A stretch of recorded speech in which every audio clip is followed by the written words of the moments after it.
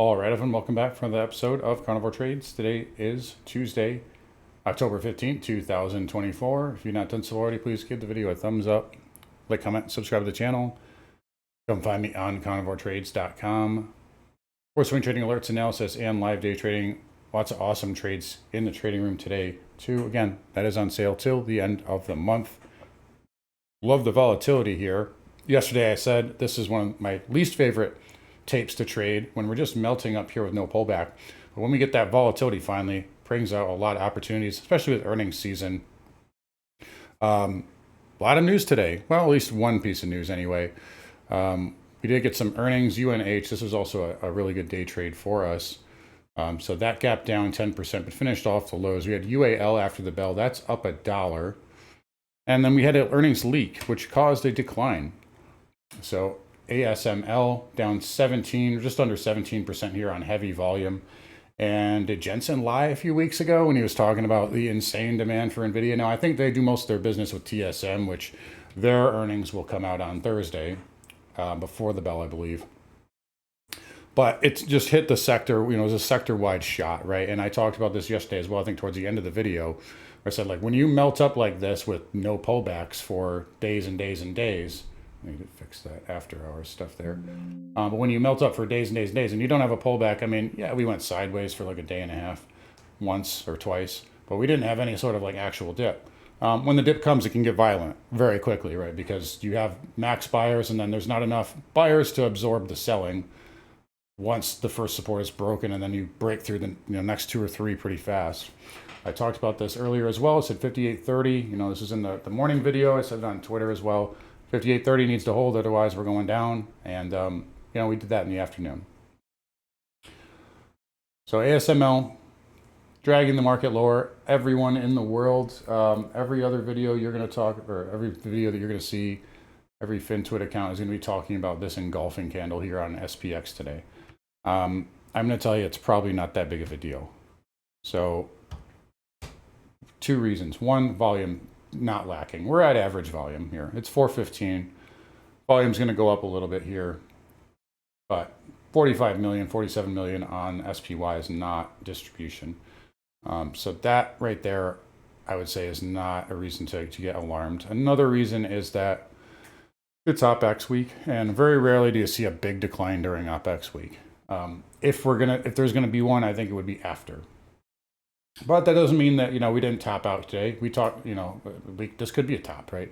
But we talked about fear greed yesterday. It dropped 7 points. So again, it's not a perfect indicator, but it does give you an idea of conditions. And again, when you melt up like that, there's just not enough buyers to absorb that first sell, and buying the first support, buying the first dip after the first sell in a long time can get tricky. And I think a lot of people tried buying, which is why we kept going down all day. So market here putting in a sell, 580. We only closed above that one day ever, right? This close here was 579.58 on Friday. One close, so you could make a case it was a false breakout and close back below. There's another level around 575. That's for tomorrow. We talked about 57.50. That's a little bit lower. So, but right in that vicinity on SPX. So for SPX, it's like 57.70. If that doesn't hold tomorrow, I think we're in a little bit more trouble. I said that yesterday as well. But you still have this trend line right here. You still got, 56.75, right? There's a lot of levels down here if we were to continue to decline. But again, just being OPEX here, I also think that the timing of the news is very convenient. Like, this was a leak, and it does look like there was some fishing nets put out there, short puts that could be getting assigned. So we'll see, but good decline, good reversal here. And, I like the volatility. I like actually being able to trade stuff rather than just sitting on hands. I can't chase the market when we're breaking out like that, and it's very difficult to short as well because you can just get squeezed up and up and up. If we can put in a higher low here, there's nothing saying we can't go to 5,900. But if we break below 57.50 on a close, with conviction, I would say there's, market definitely could be in some trouble here. So I'll leave it at that for now. Triple Qs here, again, outside move down 1.3. ASML is a big company. I think it's like 10th or 12th in the NASDAQ 100. So that definitely dragged down. And then, of course, NVIDIA, obviously in sympathy, down pretty good here. There was GEX there at 130 as well. A lot of members in the trading room caught that for a nice bounce, a couple dollars intraday. If that breaks, 125 is the next level. But Qs, again, everybody's favorite, 486. We'll see if they go back there. We'll see if they go back for this trend line too. And again, we never got there on SPX or QQQ, so that it may do that. It may go back for that this week. IWM was the leader today, only up 18 cents, but look at this intraday. Look, it took all the way till 12:30 for it to top out, and look what the spiders were doing at 12:30. They were down for the day. So we had a lot of bank earnings, obviously, this morning. Citigroup, Gap and crap. Goldman, Gap and crap, but it did finish basically flat. Who else? We had State Street, Schwab. Nice move there. But KRE was up nicely today. It did come off the highs, didn't make a new 52-week closing high. It made a 52-week high. But that helped out the IWM. And you can see 18-cent gain. Pattern's still pretty good. It's continuing to firm up. It's sloppy on the weekly. The monthly looks really good. Nice inside bar. A lot of small names are running, right? Like the UPST, AFRM, Peloton. That's broken out of a nice base. A lot of these smaller companies are starting to run here. Dow was weak. That was the loser, down 78 basis points on the diamond. Y, Caterpillar, UNH, and then Goldman. So those are negative. The Dow's going to be negative. 425 is next level. And then, we'll just say like this previous high, so like 422.50. Again, obviously SMH down 5.4. Good outside candle on good volume. That may have more downside. That's going to drag the Qs. Your bull, you want to see these higher lows maintained here. We have them. So breaking back below would probably, make the likely case a return to 230. And just speaking of ASML, I think around 700, maybe 690, 695 could give you some support there with that 200 MA. 200 MA on the weekly. There's also a big breakout pivot right there too. But it also is coming down on volume, so just be aware of that too. Could be a bounce level there. Cloud backing off today, outside move down. A little bit of a possible evening star, right? Up, up, up, up, up, gap, gap, gap, gap, doji, and then outside down. So that may need to retrace your big breakout level, home base, scene of the crime, whatever you want to call it, 89 to 90 bucks.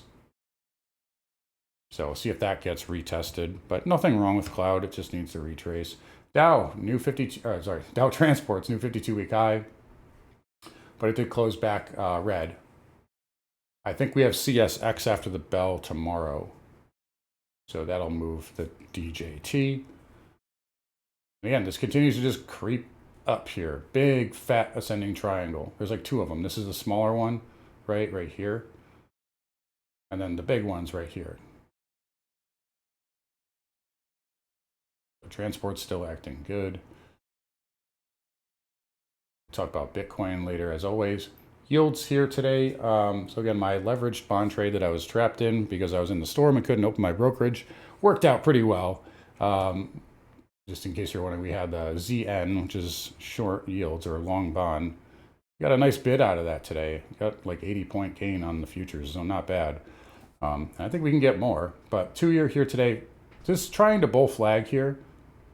And you're going to notice, obviously, the long end was down. Lower high possibly on the yield curve on the spreads. 3-month 10-year has still been on a tear, so we're getting closer to a recession. We're getting closer to normalization with that. But the 2s and 10s are pulling back a little bit. And I think as long as that happens, the market can like it. It means a little bit more normalization. If things are, if this is mooning and bond yields are coming down hard, that would panic the market. But when it's kind of controlled and slow and you get pullbacks, the market's okay with that. 5s, 10s, 30s down. I think we'll see, I don't know, maybe we could see 420 on the 30s, 390, 395 on the 10s. It still could get up to 4.2. Maybe it looks something like this. you know. But short term, I think bonds, we got a local low. And the bond market, these guys are so behind. I mean, like everybody was short, you know, everybody was long yields, or excuse me, long bonds into the Fed cut. And then they all got long, all the hedge funds got long up here. And now it's like, well, now you're long into CPI and you wonder why we get a hot CPI print and it doesn't follow through to the upside. So these guys are just ass backwards here, and I'm here for it. So XHB, nice day, although it came up the highs. That's still got kind of like a, you know, I don't know if this is too steep, maybe. But got kind of like a bull flag look, right? Yeah, that's good. So that's trying to break out. Homebuilders are still really strong. VNQ, again, we talked about 94. So that's a level you guys could have bought that at if you wanted to. I gave it out like weeks in advance for free on here. So that's a nice pop there. It hit the 618, it pulled back. Technically, we closed below 94.80. You could maybe take that with a grain of salt because you got XLRE and IYR too. I guess they all did. But if they stay firm and they don't follow through to the downside, I think they're fine. Well, yeah, we hit the 618, we backed off, but now that we've backed off, we can come back up and break through it. So VNQ is fine. XLF, maybe a local high here, pulled back after gapping up. KRE, same thing. Good tail candle with volume. Bank earnings are out of the way, so we might see some sell the news there. But they're holding up. KBE, new 52-week high and a 52-week closing high. And then broker dealers here, same thing, but came back in off the highs here too. It's strange too. This is how strong it is. This might be going into blow-off mode too, because usually when you have a channel that's upsloping like this, parallel channel, usually it doesn't break bull.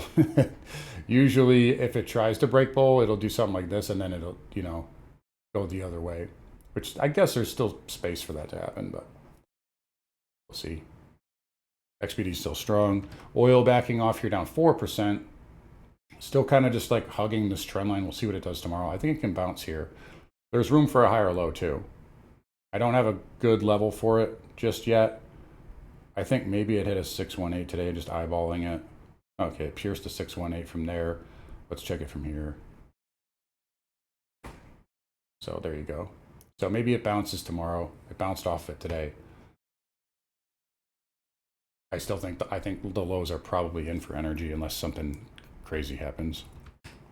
XLE backed off pretty nicely. I still think still think energy in general is attractive. And I think the lows are in on this too. XOP, technically that's a head and shoulder, inverse head and shoulder failure. I'm just checking on the weekly. Yeah, technically it's a failure, but you still have the big green bar with volume. So, plus XLE hasn't failed yet either. So I'm just going to give it the benefit of the doubt. There's XLE, just so you know. And then OIH, same thing. So that's technically a failure. But again, weekly, we still have that big wide range green. Speaking of OIH, I think SLB reports tomorrow. So that'll move OIH for sure. All right, anyway, CCJ today, down 17 cents, but bull inside bar. URNM, bull inside bar. URNJ, bull inside bar. Full disclosure, I did pick some of this up today. I do like this. So I think uranium looks pretty good. Nat gas swept the low like we talked about and closed with the doji. So you'd want to see this follow through for bulls tomorrow, follow to the upside. A lot of the time when you get a doji at the end of a sell or a buy, can indicate the market's ready to turn, but I'd want to see this pump tomorrow. But it held up there. Dollar index didn't pull back. I thought this would have pulled back with bonds getting a bid, but it held up. So dollar's still pretty strong. There's still resistance here, and I think you're kind of stretched going into the 100 MA.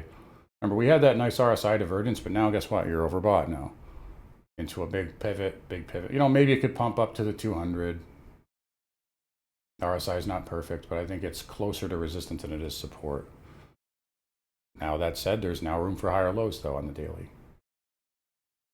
The dollar has definitely firmed up. I just think short term it's a little overdone. If that pulls back, that could be the catalyst for gold to break out again. And gold still holding up with a strong dollar. No problems here. BDX up nicely, up 1 1/4, up more than gold. And XJ, same thing. SIL pattern looks fine. SILJ pattern looks fine. Silver pattern looks a little bit better. I just don't like that daily close there, but the weekly is still fine. So I think metals are good. No problems. Platinum trying to firm up inside day after a pump yesterday. And then palladium continuing to back off here. That has room for a higher low at 1,000. Would like to see that happen here in the near term. And then copper, again, failed inside bar after the retrace, right? There's your failure. And we just we tried to put in a mini little bear flag there. It has gone down. Now we're testing this green bar. So you want to see that hold.